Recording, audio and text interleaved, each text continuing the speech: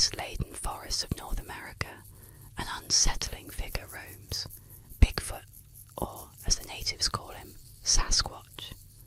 Towering at nearly 8 feet tall, this monstrous ape-like creature lurks in the shadows, a spectre of nature's wildest secrets. For centuries, stories of his terrifying encounters have spread, each tale more harrowing than the last. Hunters, campers, and wanderers alike speak of colossal footprints embedded in the earth, prints so massive no human could leave them. The chilling evidence, cast in mud and shadow, hints at something far beyond human. But Bigfoot isn't just a rumour in these parts. On cold, silent nights, the forest transforms. The usual hum of wildlife fades, replaced by an eerie silence, as though the trees themselves are holding their breath. Then, through the darkness, comes a low, guttural howl, a sound so deep and raw it seems to pierce through the soul, the unmistakable call of Sasquatch. His presence is felt before he's ever seen, a heavy, brooding shadow in the night, stalking, watching, waiting. Those unlucky enough to catch a glimpse report a creature cloaked in thick, matted fur, eyes glinting with a primal intelligence, yet filled with an unsettling, almost human understanding. His hulking frame moves with unnerving agility, slipping between trees like a ghost, his piercing gaze locking with his prey before vanishing into the underbrush. As he disappears, a foul, musky odour lingers, a reminder that Bigfoot was there, a silent warning for anyone daring enough to tread deeper. Some say he's a guardian of the wilderness, others a harbinger of doom, but all agree, Bigfoot is no myth, and in the dark heart of the forest, he waits, forever watching, his silent footfalls a deadly promise to those who venture too close to the wild.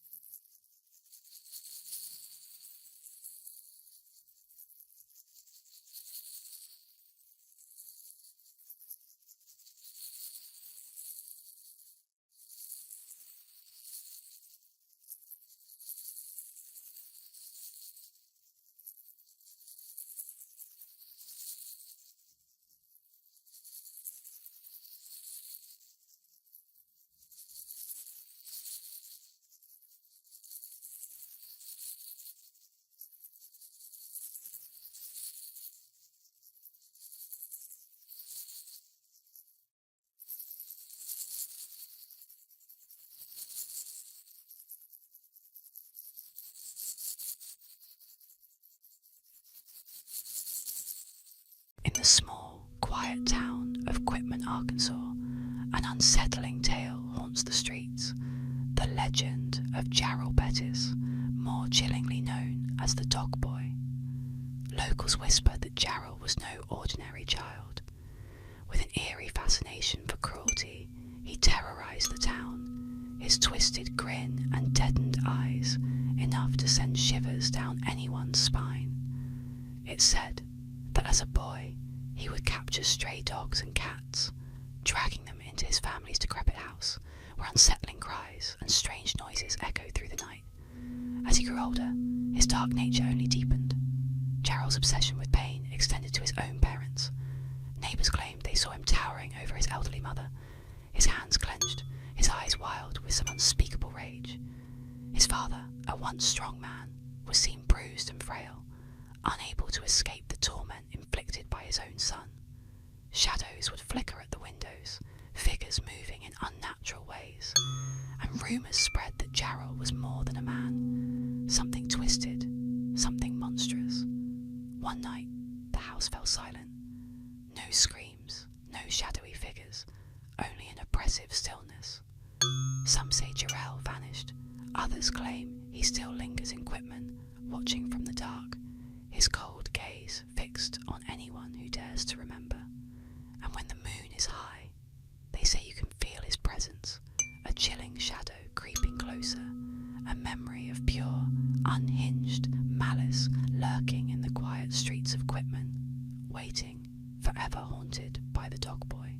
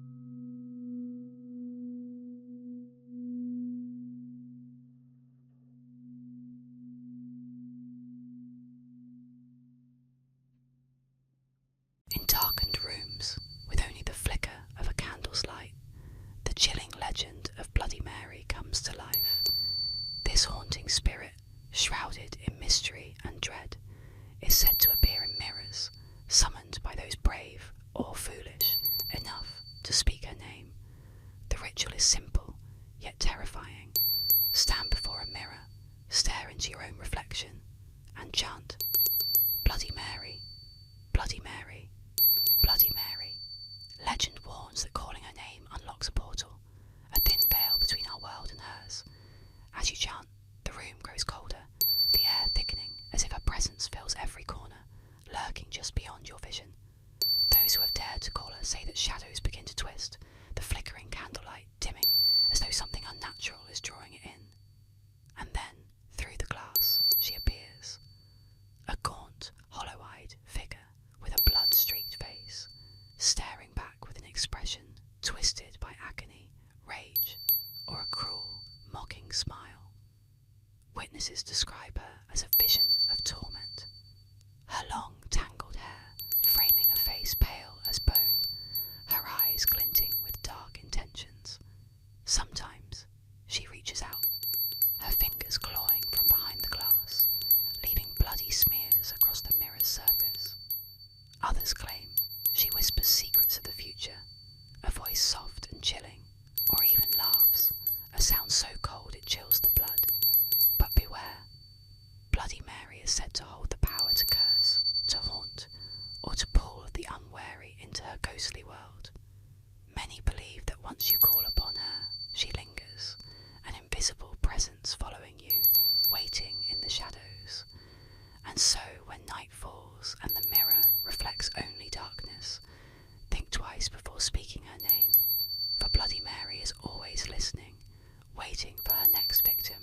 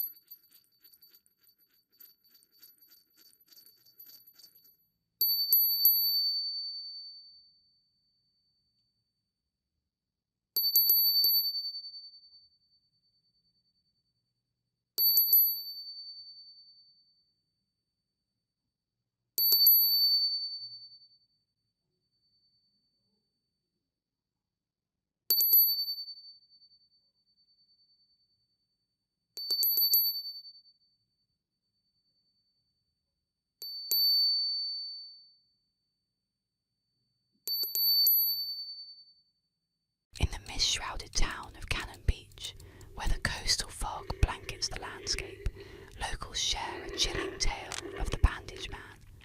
They say he was once a logger, a man hardened by years of grueling labour, but fate twisted his life in a nightmarish direction when a brutal accident at the sawmill left him shredded, his body mangled by spinning blades, flesh torn and bones splintered. The legend tells of his agonising screams that echoed long after the sawdust settled, his body cloaked in blood-soaked bandages, clinging to life before death finally claimed him. Yet death did not bring him peace.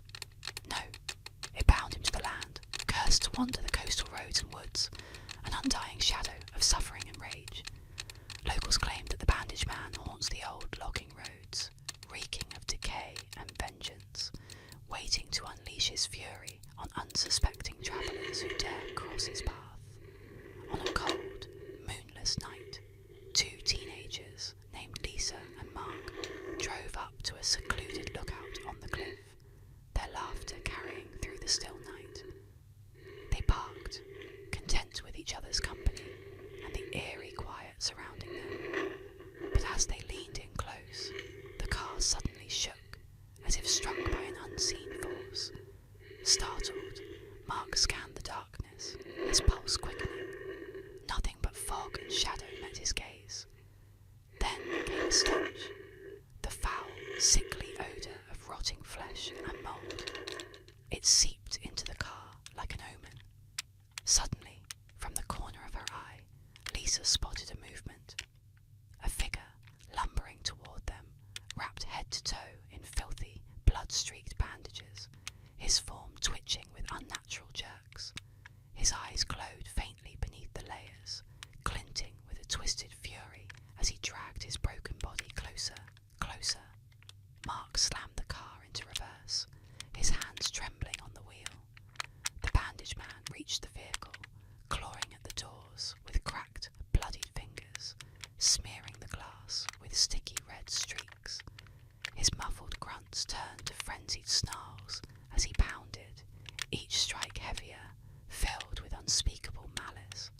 His bandages hung loose, revealing glimpses of torn flesh and exposed bone beneath. Mark and Lisa's screams filled the car as he threw the vehicle into drive, tires squealing as they sped down the winding road. But the bandage man didn't relent. He clung to the bumper, his bandaged face pressed against the rear window, eyes locked with theirs, as if daring them to look away.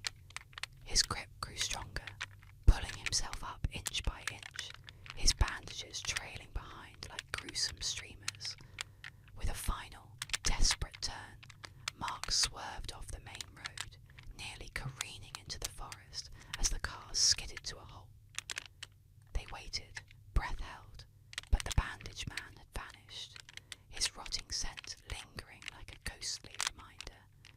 They dared not speak as they drove back to town, only to realise later that the windows bore streaks of dried blood and faint, hand-shaped smears.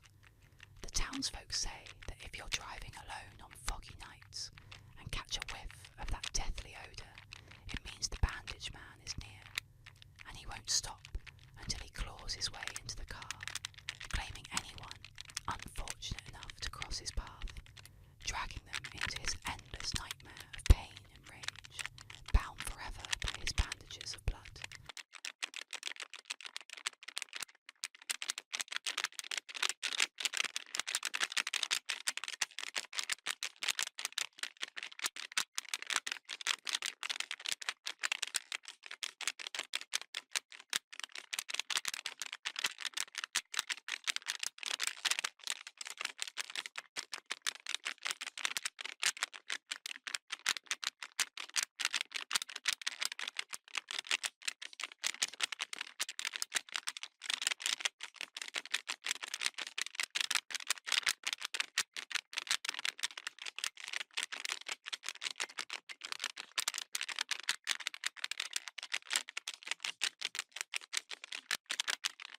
In the dense, eerie woods of Robertson County, Tennessee, the haunting legend of the Bell Witch continues to send chills down the spines of locals.